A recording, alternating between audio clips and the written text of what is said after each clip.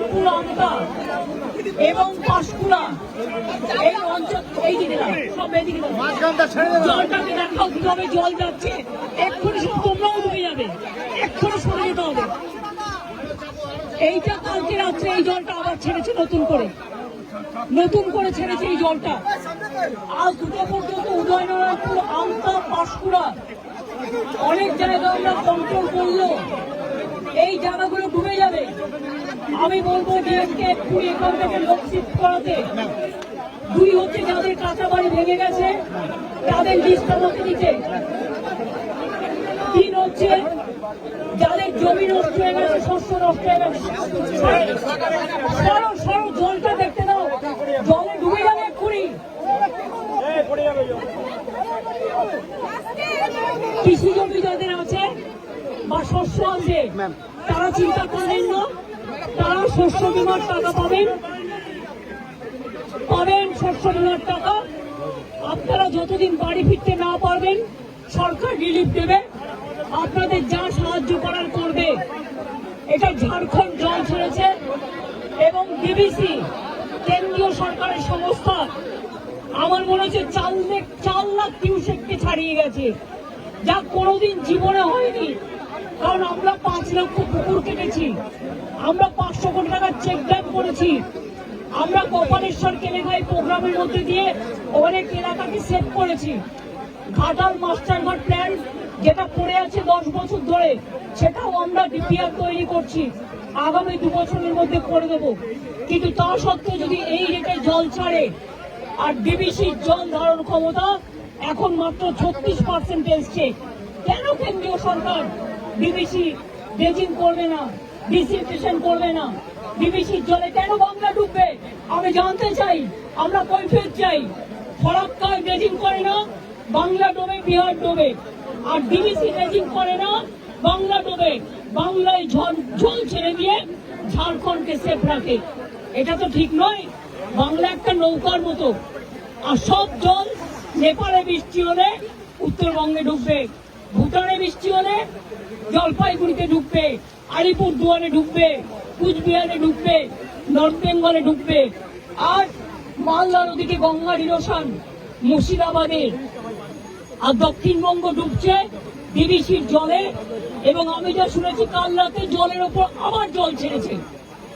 এই জায়গাগুলো ভেজা ছিল না, অনেকটা দূরে ছিল। আমাকে এসপি বললেন, ডিএম বললেন এটা এক্ষুনি হয়েছে। এবং দেখুন এক্ষুনির মধ্যে এতটা ডুবে গেছে। আমি সবাইকে বলবো জলের ঝুঁকি নেবেন না, জল আর আগুনের ঝুঁকি নেবেন না। অন্তত 2 দিন একটু সেফ প্লেসে থাকুন, তারপরে জলটা বেরিয়ে গেলে তারপরে আপনারা আস্তে আস্তে বাড়ি যাওয়ার মতো পরিস্থিতি থাকলে তখন বাড়িতে যান। আর আমি অ্যাডমিনিস্ট্রেশনকে বলবো যা রিলিফ দেওয়ার কোনো যেন রিলিফে অভাব না হয়। প্রত্যেকটা পরিবারকে দেখে নেবেন, আপনাদের কাছে সবকিছু দেওয়া আছে, কেউ যেন অসুবিধায় না পড়ে। আমি মিদনাপুর পশ্চিম, হুগলি, হাওড়া এবং হাওড়া যাবো আমি এবার, মেদিনীপুর পূর্ব ঘুরে যা দেখলাম তাতে আমি সত্যি শঙ্কিত। ডিবিসির সাথে আমরা ফার্দার কোনো সম্পর্ক রাখবো কিনা আমাদের সন্দেহ আছে। আমি সব সম্পর্ক কাট আপ করে দেবো যদি মানুষকে এইভাবে ডোবায়। আবার ছেড়েছে মানে পুরো চক্রান্ত, মানে এটা পূর্ব পরিকল্পিত এবং এটা পরিকল্পিত বন্যা। এটা আমাদের বৃষ্টির জলে বন্যা নয়, বৃষ্টি হয়েছে 3-4 দিন, কিন্তু এটা ম্যানমেড প্ল্যান। আমি আবার আপনাদের বলছি, আমি এখানে যারা আছেন এই দেখুন কতটা ভরে গেল আপনারা থাকতে থাকতে। আমি আপনাদের অনুরোধ করবো সরে যান এক্ষুনি মানুষকে নিয়ে। সামনে থেকে যারা দোতলায় দাঁড়িয়ে আছেন ওই বাড়িটাও ভেঙে পড়তে পারে জলের তোড়ে। প্লিজ আপনারা সেফ জায়গায় চলে যান। জল কিন্তু 8 ঘন্টার মধ্যে ডুবিয়ে দেয় সব, আগুন যেমন হু হু করে ডুবিয়ে দেয়। আমরা পাঁশকুড়া থেকে আমি ডেবরাতেও জানি হয়েছে, ডেবরা আমি দেখতে দেখতে এলাম। ডেবরা আমি ডিএমকে বলবো, পশ্চিম মেদিনীপুরের ডিএমকে বলতে ডেবরার রিলিফ গুলো পাঠাতে, এমএলএকেও একটু কনফিডেন্স নেবে, জেলা পরিষদকে, এবং কেশপুরটাও দেখে নিতে। ডেবরাতেও 10টা গ্রাম ডুবেছে এবং খড়গপুর রুরালও ডুবেছে, একটা ট্রাইবেল গ্রাম, সেটাও দেখে নিতে। এবং পাঁশকুড়া যেটা ডুবেছে সেটাও দেখে নিতে। কোন রকম জাতের লোকে না বলতে পারে যে আমি রিলিফ পাইনি। আমি কিন্তু ডাইরেক্ট ডিএমদের দায়িত্ব নেব।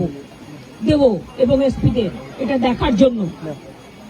খরচা করুন, মানুষকে দিন, তাতে যা লাগবে কোনো অসুবিধা হবে না। আমি এখন যাচ্ছি উদয়নারায়ণপুর আমটাকে অ্যালার্ট করতে, কারণ ওখানকার অবস্থা খুব খারাপ। আপনারা যেতে পারেন, একদম গায়ের জন্য করছে না। আমি তো 10 বছর ধরে ফাইট করছি, আজকে আমি 13 বছর ধরে দেখছি। কিন্তু আগে ছাড়তো 75,000, 1 লাখ কিউসেক, এবার ছেড়েছে, ওরা ছেড়েছে 4 লাখ, তেনুঘাট পঞ্চায়েত ছেড়েছে আরো 1.5 লাখ, 5.5 লক্ষ। This is very unfortunate.